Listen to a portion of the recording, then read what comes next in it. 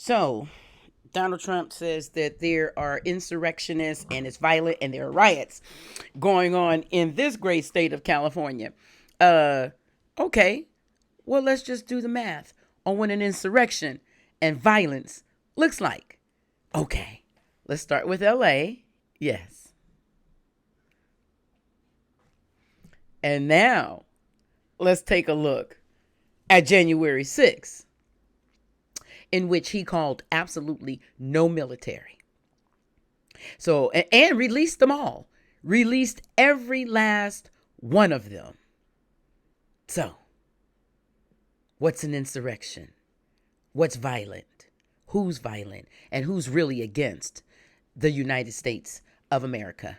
Well, my name is Larissa. I am the People's Reporter. And guess what else? I'm also uncensored. I might be new here, baby, but I got a whole lot to say. So go ahead and hit that subscribe button if you will. And if you so feel moved, go ahead and leave a comment. In the meantime, we're going to go on and keep getting into this madness of what this so-called leader of the free world, which is no longer free, has to say. Check it out. In 2020, when you were talking about unrest in American cities, you said, quote, "We have to go by the laws. We can't call in the National Guard unless we're requested by a governor." What changed now? Why is this situation different to not consult with Governor Newsom about this? Well, the biggest change from that statement is we have an incompetent governor. So I talked about governors, but I didn't talk about he's an incompetent governor. Look at the job he's doing in California. He's destroying one of our great states. And if I didn't get involved, if we didn't bring the Guard in, and we would bring more in if we needed it, because we have to make sure there's going to be law and order. You had a disaster happening, and they now admit it was a disaster. I watched the chief yesterday, who's a good man, by the way, and he said, well, we're lucky we did this because they were overwhelmed. You saw what was happening. It's just so interesting how this man just lies and just tells it with a straight face and will look you right in your eyes and tell you a bold-faced lie. Are you concerned with the federal mobilization? I mean, the National Guard and the Marines possibly coming this way? But I see two parallel tracks that don't work together, if you will. We're dealing with the issues on the street that you see every day. We deal with that with LAPD resources. When we need additional resources, then we reach out to the sheriff, who brings in mutual aid. We have 14 different agencies working with us for that purpose.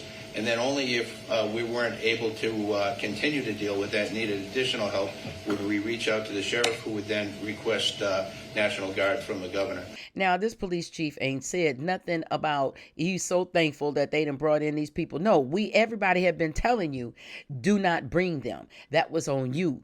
And we knew why you wanted to do that. And you want to try to do it across the country. But the people will fight back for that, especially on June 14th.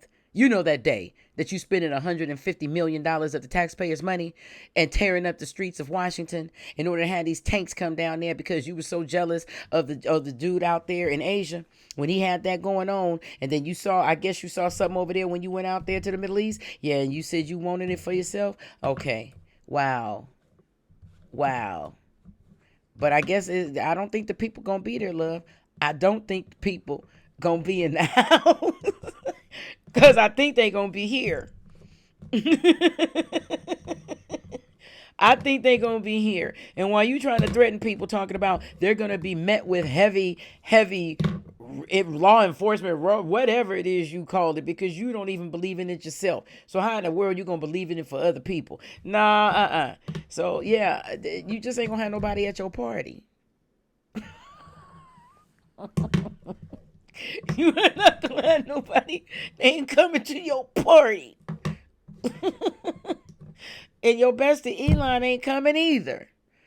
Oh, what a tangle web we weave when first we practice to deceive. It's my party and I cry if I want to. Cry if I want to.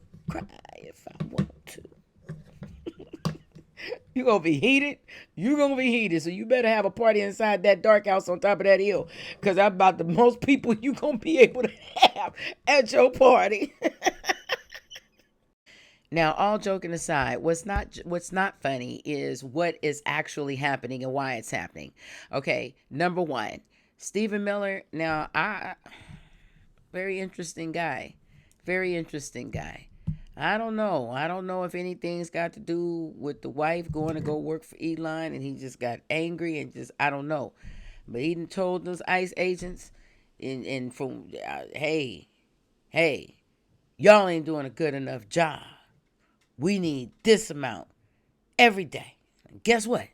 You can go down there to the Home Depot, and I bet you could round up about 30 of them. That's what he said. He's like sitting over there plotting and ploying, on how to make somebody's life just horribly miserable. Just horribly miserable. And I don't even understand how a person, what kind of soul or what kind of spirit they have inside of them to make them this way. When you have all of this money and everything, I guess it make you a little mean, a little cuckoo. If that's the case, I don't want that kind of money. I'm good.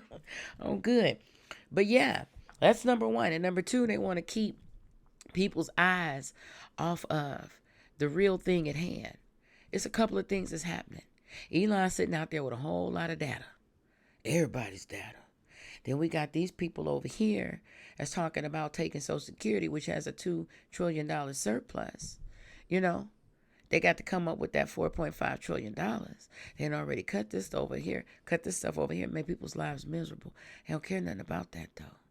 I cannot imagine what it's like to have that kind of soul and that kind of spirit. It must be very dark inside. You know what I mean? They want to keep our eyes diverted and our attention diverted away from this issue of cutting $700 billion, almost $1 trillion for Medicaid, cutting people off their health insurance. And some people, that could actually cost them their lives. You know what I'm saying? That's my mama, your mama. You know what I'm saying? Me, in a few, yeah. And I'm pretty sure on my check I pay for Medicare as well as Social Security. You know what I'm saying? Can't just let somebody just come steal your money like that. We cannot. It is not theirs. It is ours, and we worked for it. We worked for it. And we deserve it every dime. Okay? So, yeah, they want to keep our minds away from that and cutting the WIC and cutting all the fresh food from the schools and the little babies, honey, and cutting out Head Start and cutting out cancer research. I mean, my God. My God. Who raised y'all? Who raised y'all? You got all the money in the world and you still ain't happy? Lord says the battle is not ours, but it's his. But we got to do our part. All right? So I'm going to keep sounding the alarm, and we all do it. It just goes around, and because ain't no way in the world just sit up there and just let a few people just go on and take over this whole nation and over the lives of 370 million people. Oh, no. There is nothing logical about that. Baby, that hill sure is dark. It's dark. Well, look, y'all. Power to the people. That's the dark house on top of the hill. My name's Larissa. I am the People's Reporter. And God dog it, I'm uncensored. Y'all go ahead and click that subscribe button, if you will. Okay, I'm trying to get to 2,000 subscribers. I told y'all I'm new here, but I got a whole lot to say. So power to the people. May God bless y'all.